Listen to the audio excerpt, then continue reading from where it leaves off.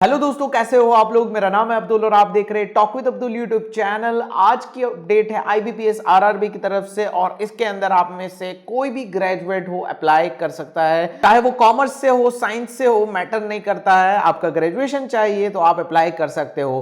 तो अगर आप एलिजिबल हो तो वीडियो को एंड तक जरूर से देखना और पहली बार चैनल पर आए हो तो चैनल को सब्सक्राइब करके बेल आइकन प्रेस कर दीजिए अगर आपको career guidance and job updates के रिलेटेड लेटेस्ट वीडियोस चाहिए। इसी के साथ हम आज की वीडियो शुरू करते हैं।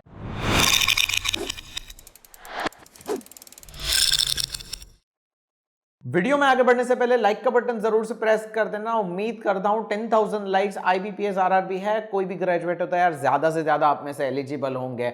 आईबीपीएस आरआरबी के नोटिफिकेशन की बात चली रही है तो मैं आपको बता दूं कि अनअकैडमी की तरफ से अंकुश लांबा सर और आशीष अरोरा सर आप लोगों के लिए लेके आए हैं free classes IBPS RRB exam को क्रैक करने के लिए। और इन क्लासेस में कवर होंगे इंपॉर्टेंट टॉपिक्स और प्रीवियस ईयर क्वेश्चंस जो आपके रीजनिंग और क्वांटिटेटिव एप्टीट्यूड के कॉन्सेप्ट्स को और भी ज्यादा बेटर करेंगे। सारे लिंक्स आपको डिस्क्रिप्शन में मिल जाएंगे और ये सारे के सारे मास्टर क्लास बिल्कुल फ्री है, तो एनरोल करना मत भूलना। ये आपको अपनी प्रिपरेशन को एनहांस करने में बहुत ज्यादा काम आने वाले हैं। अगर आप इसके लिए प्रिपरेशन कर रहे हो तो जरूर से एनरोल कर लेना, अपनी प्रिपरेशन को शुरू कर देना। डिस्क्रिप्शन में सारे लिंक्स मैं आपको प्रोवाइड कर दूंगा, फ्री है तो ज्यादा से ज्यादा बेनिफिट उठाओ ना। यहां पे नोटिफिकेशन की तरफ आगे बढ़ते हैं तो सबसे पहले मैं बताना चाहूंगा आईबीपीएस का ये जो आरआरबी का नोटिफिकेशन है वो पहले भी आ चुका था, लेकिन अभी इसको रीओपन किया हुआ है। तो रीओपन करने में क्या क्या चेंजेस आए हुए हैं, तो भाई पहले जो एग्जाम होने वाली थी वो अभी तक हो जाती, लेकिन ये सब कोरोना की वजह से इन्होंने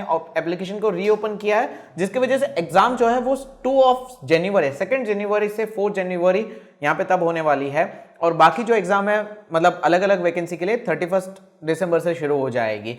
अब ये जो एप्लीकेशन है वो 26 अक्टूबर को शुरू हो चुका है और इसके लिए आपको यहाँ पे और 12-13 दिन बढ़ा दिए, मतलब कि 9 नवंबर तक ये एप्लीकेशन ओपन रहेगा, आप अप्लाई कर सकते हो।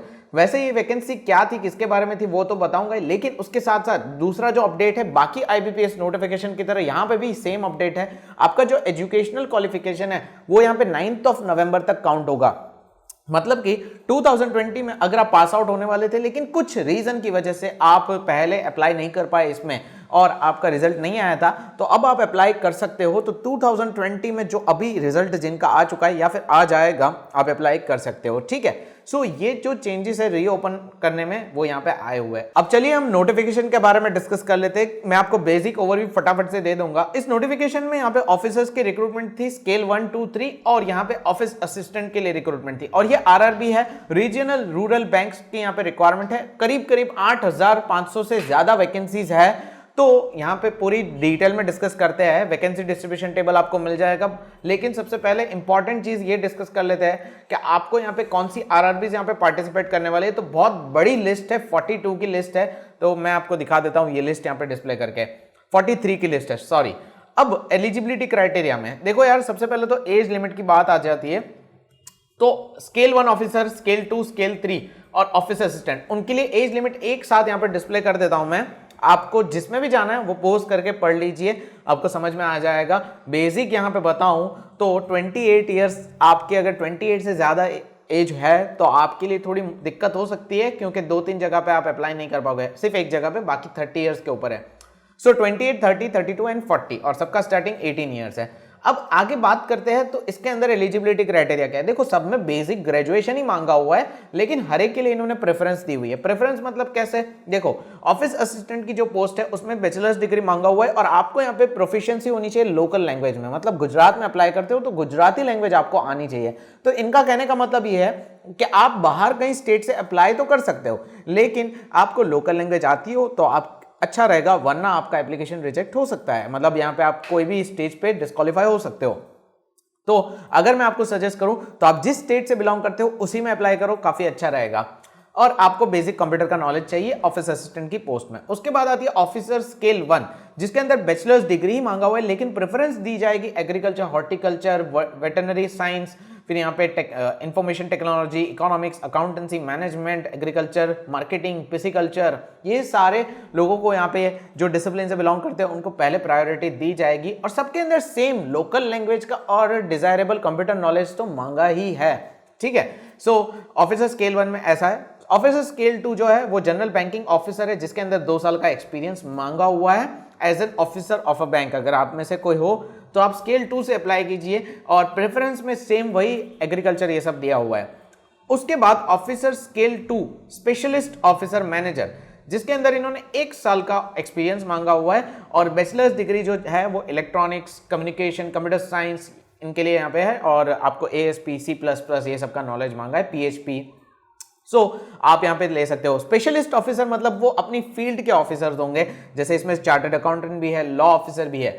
इन शॉर्ट अगर मैं आपको कहूं तो आपके लिए जो काम की पोस्ट है वो ऑफिसर स्केल 1 और ऑफिस असिस्टेंट है, तो इसमें आप ज्यादा इंटरेस्ट लेना। तो ये थी थोड़ी डिटेल में हमने बात की है। अब सबसे इंपॉर्टेंट बात यहां पे बात करते हैं ना, सारे क्वालिफिकेशन में 50% मिनिमम मांगा है, ये मैं बताना भूल गया, तो इस चीज का भी आप खास ध्यान रखना। और यहां पे सबसे इंपॉर्टेंट बात है एप्लीकेशन फीस। देखो यार, एप्लीकेशन फीस इसकी ज्यादा होती है जनरल कैटेगरी वालों के लिए 850 है, ऑफिस असिस्टेंट की भी सेम है, ऑफिसर स्केल 1, स्केल 2, स्केल 3 की भी सेम है 850, और बाकी SC/ST वालों के लिए 175 रुपीज है। OBC, EWS and unreserved 850 rupees है। संभाल के चलना भाई, पैसे वेस्ट मत कर देना, ठीक है, क्योंकि इसकी एग्जाम पैटर्न भी थोड़ी डिफरेंट होती है। नाउ यहां पे इसकी एग्जाम पैटर्न की बात कर लेते हैं। तो एग्जाम पैटर्न जो है बाकी IBPS के मुकाबले इसकी अलग है और इसकी थोड़ी आसान है। आसान मतलब कि मैं दूसरे पॉइंट ऑफ व्यू से बोल रहा हूं, टाइम पॉइंट ऑफ व्यू। बाकी सब में एक एक एग्जाम का अलग अलग टाइम होता है, इसमें कंबाइंड टाइम है।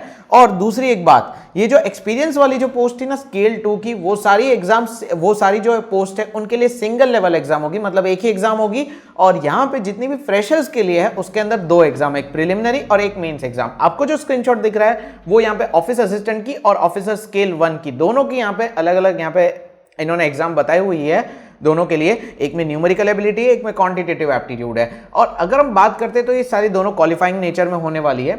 उसके बाद दोनों की मेंस एग्जाम होगी अगर आप क्वालिफाई करते हो। और इसके अंदर आपको एक चीज दिख रही होगी 4A 4B English and Hindi, ये दोनों में से आपको किसी एक के लिए ही ऑप्ट करना है, या तो हिंदी या तो इंग्लिश, ये आपके ऊपर डिपेंड करता है। तो ये दो सारी की सारी एग्जाम्स जो है उसके लिए अलग अलग टाइम नहीं मांगा है, आपको पूरा एक टाइम स्लॉट दिया जाएगा, उसमें आपको ये खत्म करना रहेगा।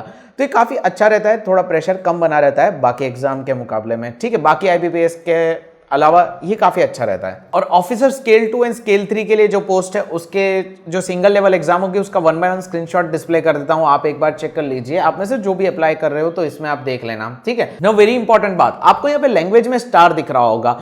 एग्जाम का जो टेबल देखा वो इसलिए बिकॉज हर एक जगह पे जो एग्जाम होगी उस हिसाब से वो यहाँ पे लैंग्वेज का ऑप्शन देने वाले हैं, तो उसका भी एक लिस्ट डिस्प्ले कर देता हूं। जैसे कि गुजरात में अगर होगी तो इंग्लिश, हिंदी एंड गुजराती ये 3 का ऑप्शन दिया जाएगा। तो इसी तरीके से हर स्टेट के लिए इन्होंने फ्लेक्सिबिलिटी रखी है, तो ये काफी अच्छी बात है। मेंस में ऐसा मौका नहीं मिलेगा, मतलब वो जो सिंगल लेवल एग्जाम होगी उसमें ऐसा मौका नहीं मिलेगा। बाकी सब में आपको जो फ्रेशर के लिए है उसके लिए ऐसा मौका दिया जाएगा। और अगर हम यहाँ पे इसकी पेनल्टी की बात करें तो आप अगर एक गलत आंसर मार्क करते हो तो आपके 0.25 मार्क्स कट हो जाएंगे, नेगेटिव मार्किंग यहाँ पे है, ठीक है। नाउ अगर कट ऑफ स्कोर की बात करें तो कट ऑफ स्कोर के बारे में कुछ भी नहीं बताया हुआ है, उन्होंने कहा वो जो भी बताएंगे उतने मार्क्स तो एक भी जो कैंडिडेट होगा उसके आने ही चाहिए, तो ये इन्होंने बेसिक बताया हुआ है। नाउ वेरी इंपॉर्टेंट बात, सैलरी की बात कर लेते हैं। तो सैलरी का मैं आपको एग्जैक्टली तो नोटिफिकेशन में कभी नहीं बताया जाता है, लेकिन अगर बात करें ऑफिस असिस्टेंट तो वो सैलरी वो आपकी होगी 22,000 उसके करीब रहेगी, ठीक है। और स्केल 1, स्केल 2, स्केल 3 वो सारी की सारी 30,000 से ज्यादा सैलरी रहेगी। ये बेसिक है, मतलब इसके अंदर अलाउंस वगैरह ऐड हो सकते हैं, लेकिन इसके बारे में नोटिफिकेशन में कोई खास बात नहीं होती है, तो ये थर्ड पार्टी से लिया गया है। अगर आप में से किसी को पता है तो मुझे एक्यूरेट आप बताओगे तो काफी अच्छा रहेगा, if you have any experience.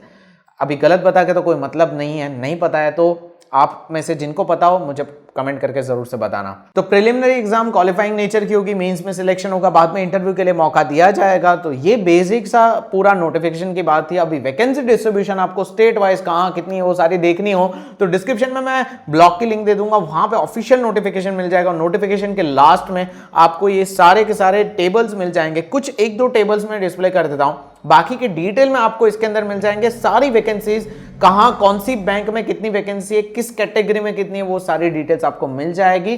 तो डिस्क्रिप्शन में लिंक दिए, जरूर से चेक कर लेना। और हां, IBPS RRB की प्रिपरेशन अगर आप कर रहे हो तो यहां पे फ्री मास्टर क्लास जो आपको मिल रही है उसका ज्यादा से ज्यादा बेनिफिट उठाना।